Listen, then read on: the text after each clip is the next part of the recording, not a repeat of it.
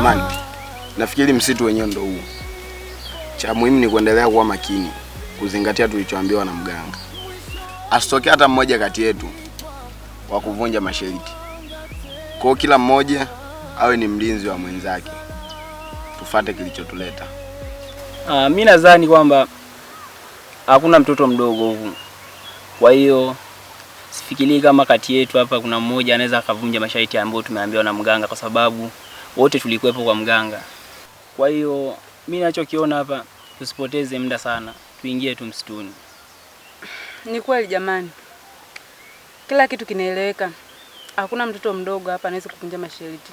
Alafu vipi kuhusu ile dawa ya kinga tuliopewa na mganga? Kweli. Kuhusu hilo la dawa, nafikiri tuangalie sehemu ambayo imetulia kidogo, sababu hapo ukiangalia jua na nini. Kwa hiyo tuangalie sehemu ambayo imetulia afu zeni tupakae hiyo dawa, si ndio?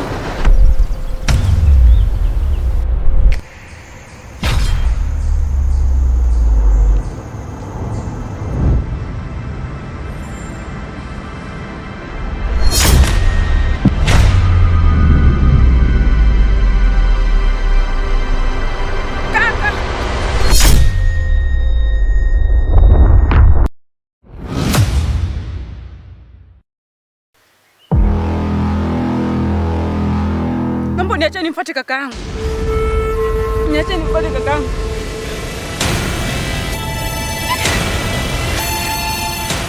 Kaka yako? Kaka yako gani unamzungumzia wewe? Uliambiwa na mganga kumuona kaka yako paka unawe hiyo dawa. Haya umemwona bila kunawa dawa, una hakika yule ni kaka yako wewe? Ni akili. Hapana. Naomba niache nikamwone kakaangu. Yule ni kakaangu kabisa. Wewe mwenyewe unaona kabisa. Naomba niache. Kwa hiyo ina maana hutaki kutusikiliza, si ndivyo? Sasa kama umeamua kufanya unachotaka wewe, basi mfanye.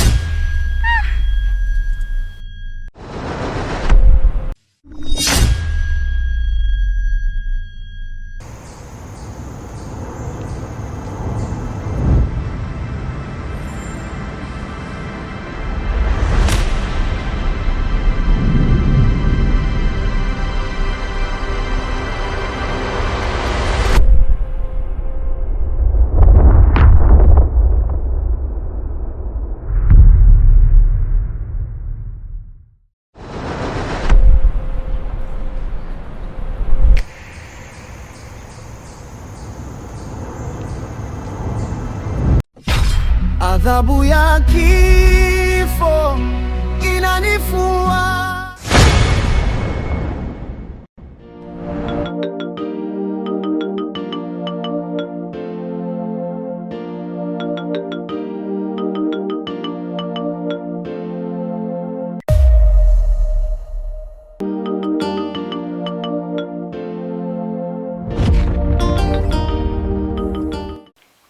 Shemeji. Abe shemeji. Hivi mimi nishakosea nini? Kwa nini unauliza hivyo shemeji? Shemeji. Hivi wewe ni wakumpa option kaka ya kusema kuwa mimi humu ndani ondoke ama wewe uondoke? Ni kitu gani hasa nilichokosea shemeji? Au ni kitu gani kibaya ambacho nakifanya humu ndani wewe upendezwe nacho shemeji? Ama wewe ukutaka mimi nije ndani ya hii nyumba eti? Ulitaka uendelee kuishi wewe na kaka, mnakula, mmekaa wawili tu, au sio shemeji?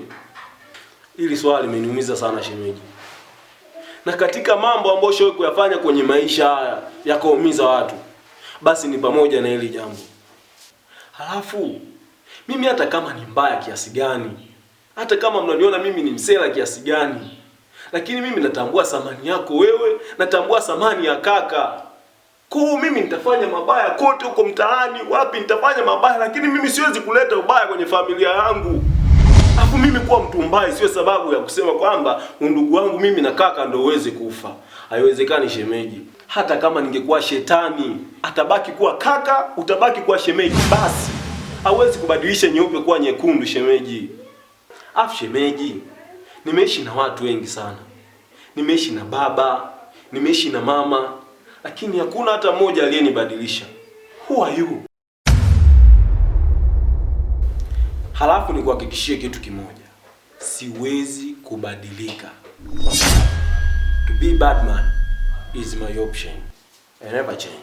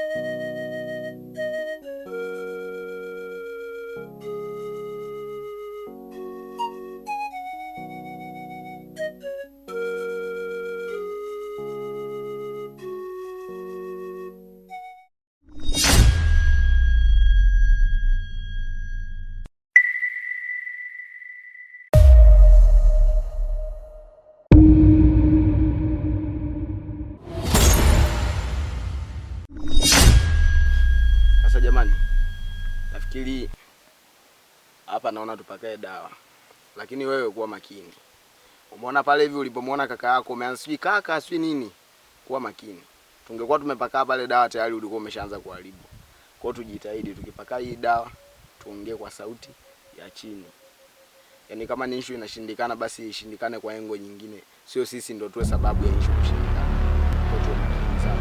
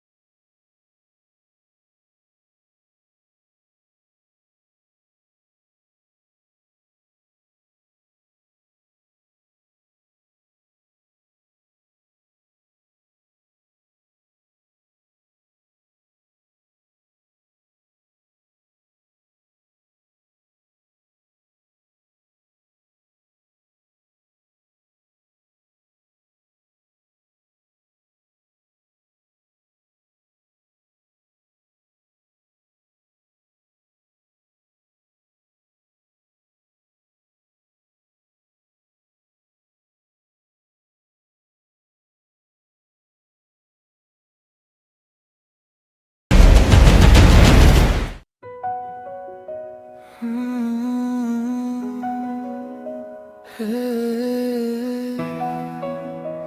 Oh.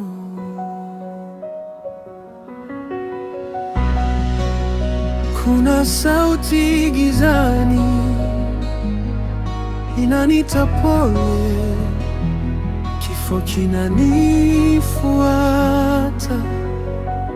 Nimetembea gizani bila mwanga, roho yangu imefungwa na laana.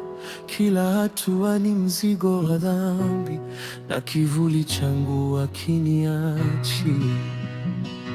Adhabu ya kifo inanifuata, hakuna pa kukimbilia. Moyo wangu umechoka, nabeba hukumu yangu. Nilipoteza kila nilichopenda, giza likatawala ndoto zangu. Sauti za waliokufa zinaniita. Teddy, usiku umetoka wapi? Ukiangalia wewe mtoto wa kike, sasa hivi usiku. Hauogopi kutembea usiku? Dunia imeshaisha hii, kuwa tembea usiku sio vizuri. Natakiwa upunguze kutembea usiku. Wapi umetokea? Nimetoka kwa kina Kezi kumwangalia Brian. Lakini kwa bahati mbaya, yani sio Kezi, sio Brian, wote sijawaona. Na wote sijawakuta. Yani hapa nimechanganyikiwa, yani hata sielewi yani. Sawa, wewe mdogo wako utampata tu, lakini pia kutembea usiku sio vizuri. Ukitazama wewe mtoto wa kike usiku huu, unaweza kukutana na matatizo njiani, alafu isitoshe uko peke yako. Bora ungetafuta mtu wa kusindikiza, majirani wapo wengi. Ungetafuta hata jirani mmoja akusindikiza kwenda huko kwa kina Kesi ulikosema. Lakini pia haitakiwi kuzura sana, yani usitembee usiku. Matatizo ni mengi mtaani, dunia imeshaharibika, unavyojua, vibaka wengi, majambazi. Kwa hiyo kuwa makini usiku unapotembea. Ni sawa, lakini yani leo sijui yani hata kama pataralika yani. Maana nilipokuwa nategemea huko, nilipokuwa nimeenda kwa rafiki yake, na penyewe nimemkosa. Yani nahisi kuchanganyikiwa kabisa. Yani nimevurugwa, yani sielewi moja wala mbili yani. Sawa, lakini Mungu yupo na kila kitu kinachofanyika kwenye hii dunia kiko kwenye mpango wa Mungu. Alafu isitoshe, ukisoma hata maandiko matakatifu, Samueli ni mtu ambaye alipotea, akatafuta kwa wachawi, waganga, sehemu mbalimbali, lakini kwa uwezo wa Mungu alipatikana. Kwa unaweza ukatembea usiku, ukatembea sehemu mbalimbali, lakini usimpate. Kumbuka kwamba ukimtegemea Mungu, kila kitu ndio kinawezekana na kila kitu ndio kinaenda kwa mpango wake mwenyewe. Kwa Mungu akipanga kitu, hata kama akipotea miezi miwili, miezi mitatu, yani usiwaze sana, usisumbue sana akili yako, kwa kuwa Mungu ndiye anajua kila kitu. Kitabu cha maisha yake huenda kiko hivyo. Kwa hiyo jitahidi kutofikiria sana na kutokuwa na mawazo ya kutosha. Wewe nenda ukapumzike tu, kwa sababu yeye ni mtu mzima pia. Mungu atamsaidia na Mungu atamlinda kule aliko, atakuwa salama. Sawa Teddy? Aya mchungaji. Sawa, lakini kumbuka yote yale ninayokuambia. Usije ukaanza kufikiria sana, mwisho wa siku kupata matatizo usiku. Sawa? Utakie usiku mwema. Asante mchungaji. Na wewe pia usiku mwema.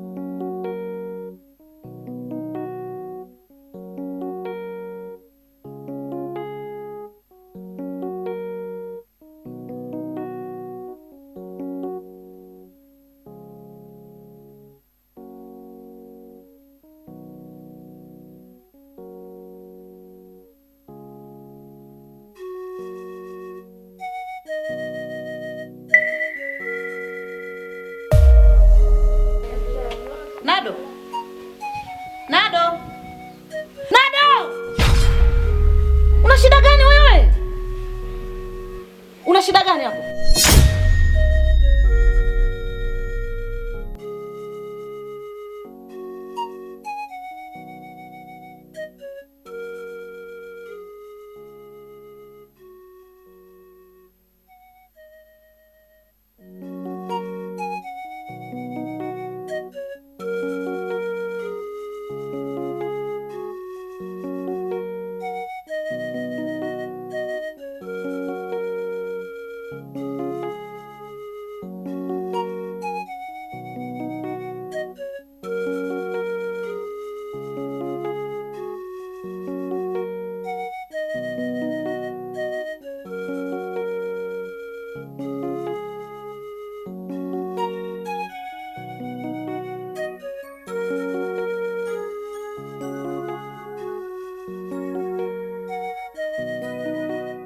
Mke wangu, hivi umeshasikia habari ya Stella, mtoto wa shemeji?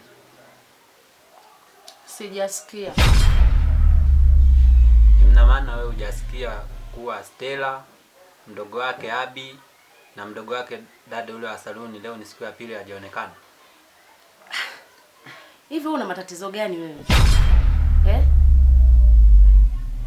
Hivi mimi unaniuliza hivyo ili iweje sasa? Hana chochote nachojua mimi. Alafu hata kama mimi nikijua kitanisaidia nini? Nimesema sijui.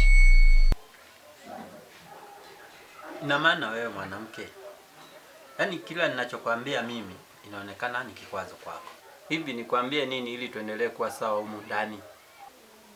Niambie chochote kingine, ila usiniambie upumbavu wa nyumbani kwenu. Una shida gani? Kwanza hebu angalia saizi saa ngapi? Saa ngapi saizi? Saa 5 kasoro. Nyumba chafu, kumaliza kudeki ujade. Alafu wewe ni saa ngapi saizi? Usiniambie huko ndani siku hizo unaamka saa 6, si ndio? Mtu nimetoka zangu safari, nimechoka, badala ukifika nyumbani ukaa upumzike, unakuta mtoto mpumbavu kama huyu. Una tatizo gani wewe? Alafu unafika hapa naita mara 3 uitiki. Una shida gani? Una tabu gani wewe? Nauliza una tabu gani wewe? Haya mpaka saizi hujafanya usafi. Ni nani akufanyia usafi? Kwa hiyo maana mgeni saizi akija anakuta nyumba chafu. Nikana kwamba kama vile nimesafiri, nimeondoka sijaacha watu nyumbani, si ndo maana yake? Ndo maana yake sio? Kwamba hamjui wajibu. Shikamoo. Shikamoo mama. Unanisalimia ili waje mimi mama yako. Alafu mbona siku ile nimekupigia simu nikakwambia nitumie hela? Kwa nini ukutuma na badala yake ukawa haupatikani kwenye simu, ukazima simu na pesa usinitumie? Haya kwanza mwanangu yuko wapi? Stella yuko wapi? Kuhusu hela, mimi nilikuwa naenda kukutumia. Lakini kwa bahati mbaya nikakutana na wauni. Wakawa wamenipola hiyo hela pamoja na simu. Na ndio maana nikawa sipatikani hata kwenye simu. Kwa hiyo muone ukinibia kwa njia hiyo mimi nitakuamini. Haya tuachane na hela, tuachane na simu. Mwanangu yuko wapi? Mwanangu yuko wapi? Kuhusu Stella, leo ni siku ya pili haonekani. Eti nini? Hebu kwanza niweke begi. Maana mpaka begi limekuwa zito. Eti unasema mwanangu yuko wapi? Na ni siku ya ngapi? Hebu nyanyuka. Nyanyuka kwanza. Umesema mwanangu yuko wapi? Naomba niambie mwanangu yuko wapi? Na inawezekanaje kusema kwamba leo ya pili mwanangu haonekani? Niambie mwanangu yuko wapi? Mwanangu yuko wapi? Mwanangu yuko wapi? Ilikuwaje mpaka mwanangu akapotea? Niambie mwanangu yuko wapi? Niambie Stella yuko wapi? Mwanangu yuko wapi? Mwanangu yuko wapi? Nado niambie mwanangu yuko wapi? Niambie mwanangu yuko wapi? Mwanangu yuko wapi? Niambie mwanangu yuko wapi? Niambie mwanangu yuko wapi? Stella yuko wapi? Stella yuko wapi jamani? Stella yuko wapi? Niambie Stella yuko wapi? Inakuwaje mpaka siku ya pili kwamba mwanangu yuko wapi? Niambie. Oh jamani. Mwanangu, niambie mwanangu yuko wapi? Nado naongea na wewe. Naongea na wewe. Leo usiposema mwanangu yuko wapi? Nasema leo usiposema mwanangu yuko wapi leo? Yaani leo usiposema mwanangu yuko wapi? uko wapi? Niambie mwanangu uko wapi? Niambie. Niambie. Niambie. Niambie mwanangu uko wapi? Niambie mwanangu uko wapi? Niambie. Nado sema. Tafadhali sema. Wewe unajifanya kunikimbia? Unajifanya kunikimbia? Hivi unataka kula utakaa milele? Hapa ni nyumbani na utarudi. Na uhakikishe kwamba unaporudi, urudi na mwanangu. Na kama utakosa majibu ya kurudi na mwanangu nakwambia, hamia huko huko. Nasema uhamie huko.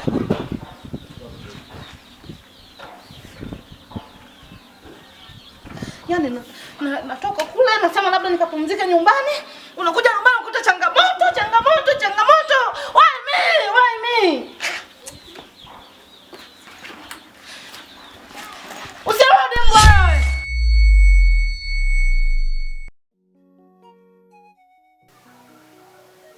Kwa hiyo kukuambia taarifa za nyumbani kwetu ni upumbavu? Of course. Okay.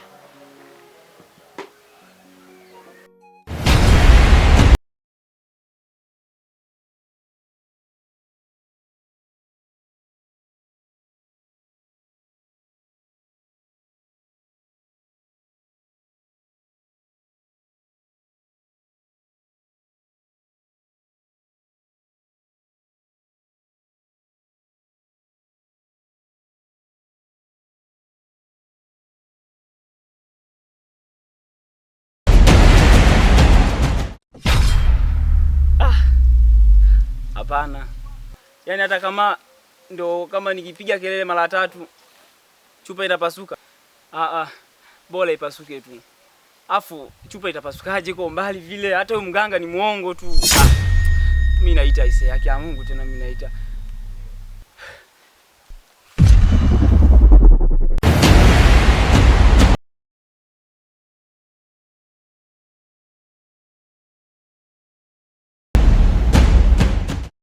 Kesi! Huyu si ni Brian. Mbona anapiga kelele na tulikatazwa? Ni yeye. Sasa unaona hapa ulipo, usije ukaondoka. Baki hapa ulipo. Namfuata. Sasa jichanganye utoke. Nafikiri mambo yaliyoko huku unayafahamu.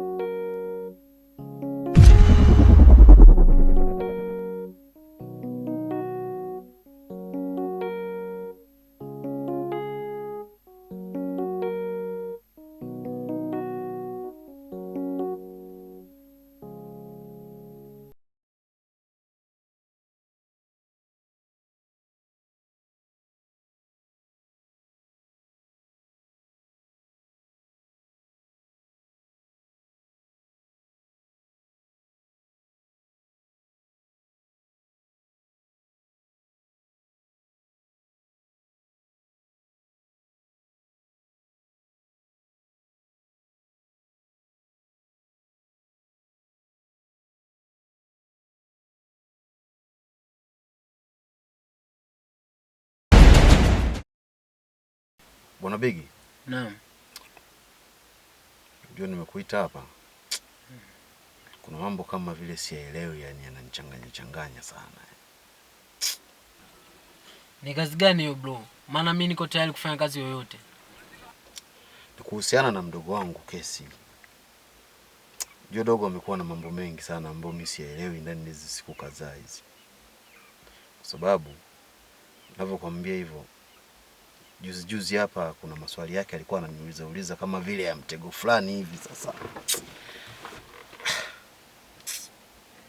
simuelewi kabisa yani jamaa wangu.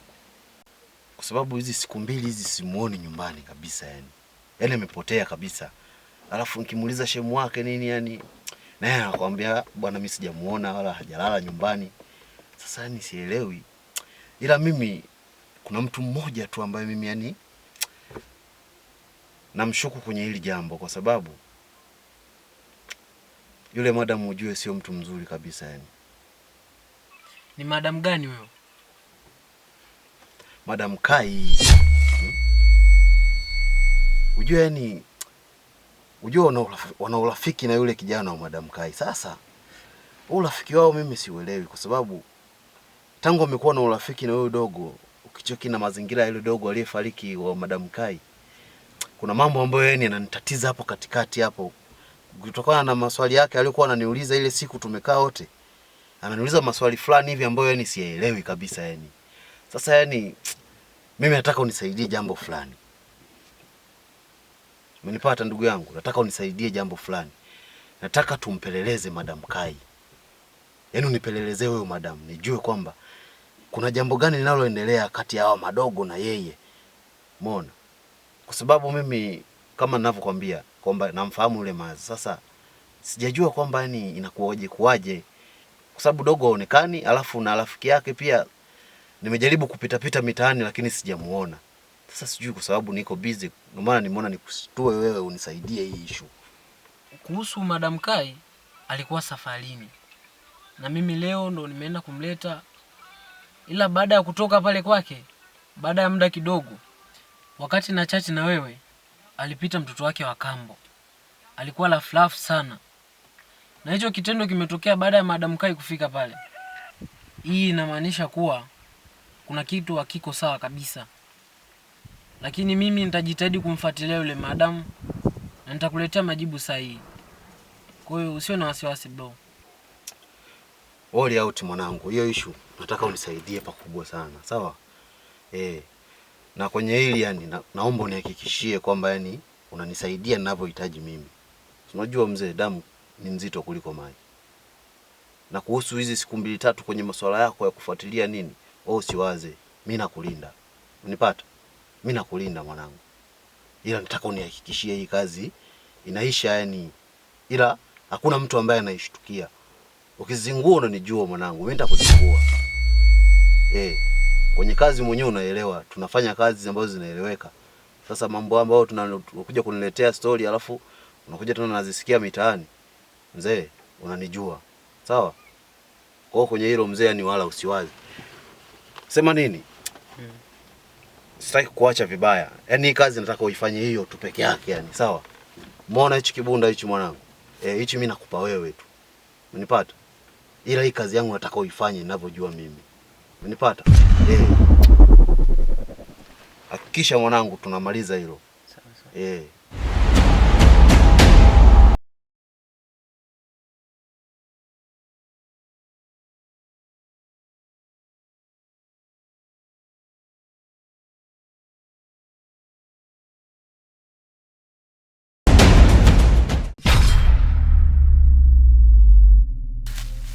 Mbona itiki? Oi Kesi wewe!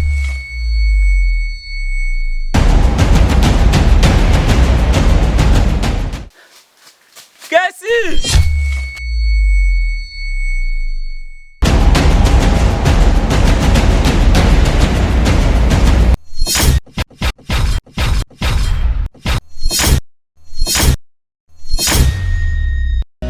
Kuna sauti gizani inanita pole, kifo kinanifuata Nimetembea gizani bila mwanga, roho yangu imefungwa na laana.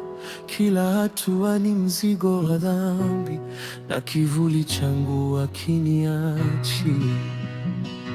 Adhabu ya kifo inanifuata, hakuna pa kukimbilia. Moyo wangu umechoka, nabeba hukumu yangu. Nilipoteza kila nilichopenda, giza likatawala ndoto zangu. Sauti za waliokufa zinaniita, nimebaki peke yangu duniani. Nisamehe kama bado inawezekana, lakini muda umeisha. Adhabu ya kifo imefika, mwisho wangu umeandikwa. Hakuna mwanga tena, ni giza la